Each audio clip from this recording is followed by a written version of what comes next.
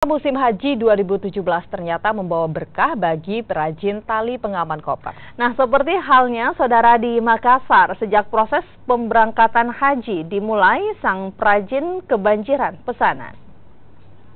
Berkah musim Masdar.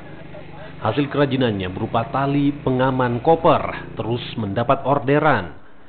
Dalam sebulan terakhir, kiosnya di Pasar Ciduk Makassar kebanjiran pengunjung. Tahun ini, Masdar mengaku kewalahan memenuhi pesanan tali koper untuk para calon haji. Tingginya permintaan membuatnya merekrut 7 orang karyawan.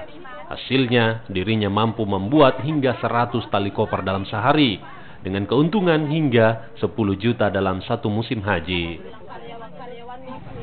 Ini pembuatan tali koper untuk jemaah sebagai pelindung tasnya untuk pengaman untuk berangkat ke Tanah Suci. Ini dibuat pada sebelum musim haji kita buat memang karena dalam musim haji itu biasa pesanan melonjak.